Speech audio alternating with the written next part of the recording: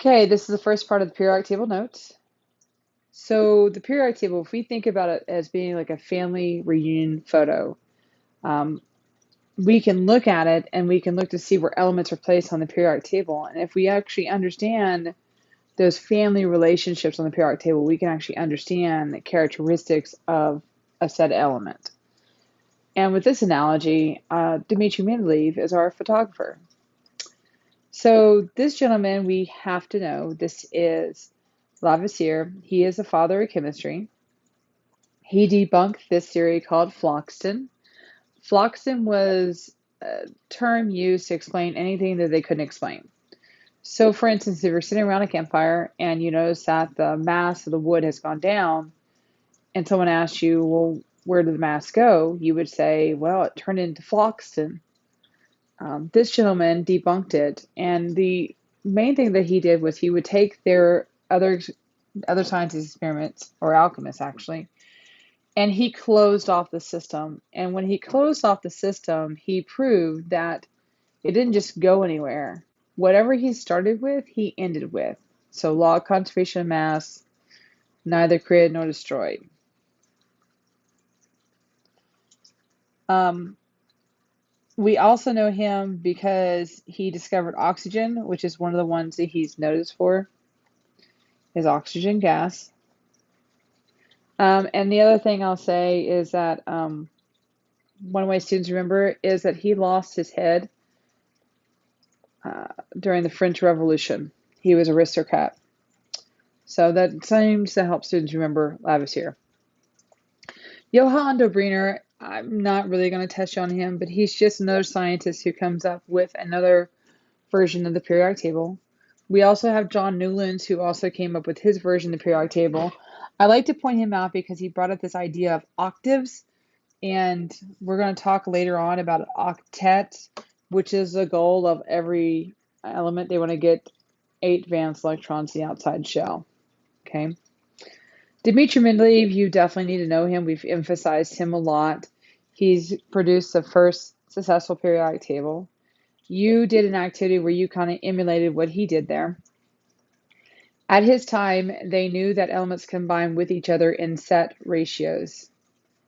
So they didn't know about protons, neutrons, electrons, but they did know that there were set ratios. And as we get into this topic deeper, we're going to learn that we can use our periodic table and actually predict those compounds based on this periodic table and this relationship.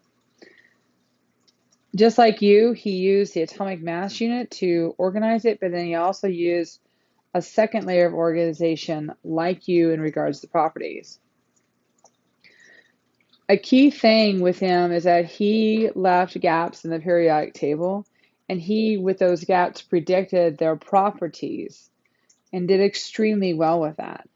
Um, it was proven true when they found the missing element, and it was also proven true when they found the structure of the atom and they found there was a connection between the atomic structure and chemical behavior. So both of these are key important points with him.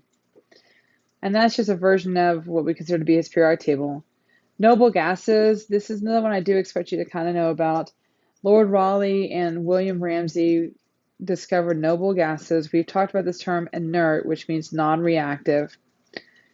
And they figured out that argon gas was non-reactive, so they put them in a whole different group because it didn't fit with anybody else.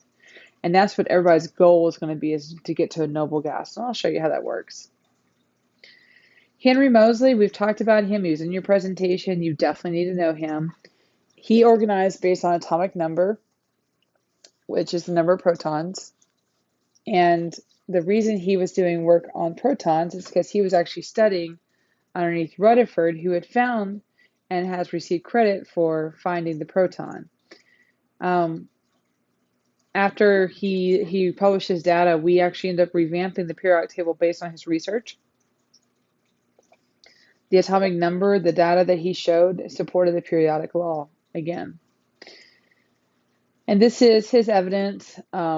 You notice it produces a straight line, which is a key thing when it comes to proving this. We have a linear relationship. And this supported the idea of periodic law, which Mendeleev has stumbled across. But notice that, yes, you have a repetition of characteristics along with repetitive properties, and these can be distinguished with a mathematical relationship. That's the key thing to make it a law. Our last major change is Glenn Seaborg. He is one that I put a little bit of emphasis on. He moves the lanthanide-actinide series, or the inner transition metals, down to the bottom. And so that's our last move on the periodic table. So this is what it would look like if everything was strung out all the way.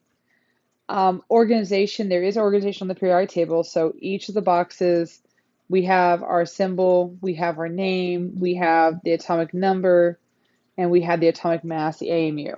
And as I talked about in class, your mass comes mainly from your protons and neutrons.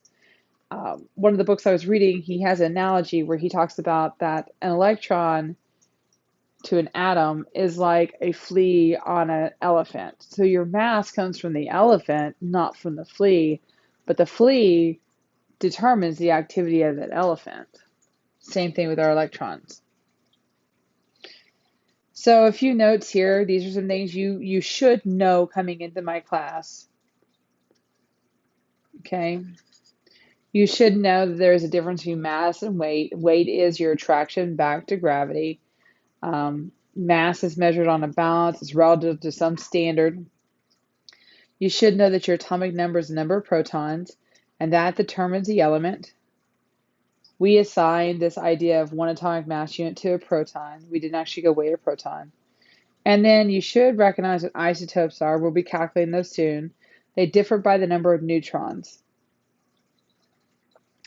Protons are positive charge, neutrons are neutral charge, and electrons are negative charge. As I said earlier, your nucleus contains your protons and your neutrons. That's the most massive part. Your periodic table is recorded in ground state, and that is very important. What that means is there's no charge on the atom, which also means that my number of electrons equals my protons on that periodic table. Classifying elements, we talked about this as well, and this will blend right on in with the properties of elements lab. We have general properties of metals, which includes that they're hard at room temperature, they have luster or shiny, they're malleable, they can be made into sheets, they're ductile, which we made into wires, electricity, and heat conductivity. Your non-metals are a little bit different. They're harder to generalize, but they're generally going to be solid, liquid, or gases, and they're going to be softer and brittle. And then we have this group in the middle, that's our metalloids, and they have properties of both metals and nonmetals. And please notice that your metalloids occur on either side of the metalloid line, but then there's got alumina out here that's hanging out by itself that we consider it to be a metal, but honestly there are times that aluminum can act more like a non-metal sometimes. Okay, so onward to our groups of periodic table. We'll talk about more of this stuff. We'll add those under our periodic table. There is a diagonal relationship. We don't emphasize it too much. And then this is your homework. So if you weren't in class, you need to mark up a periodic table. I have extra copies in the room, or you can print it from Schoology. And I do want you to put a key up here towards the top of your periodic table. I would like you to use the color code that I have here. I need to go in here, I need to mark up your periodic table so that you can use it and know what these groups are. Okay? Have a great day.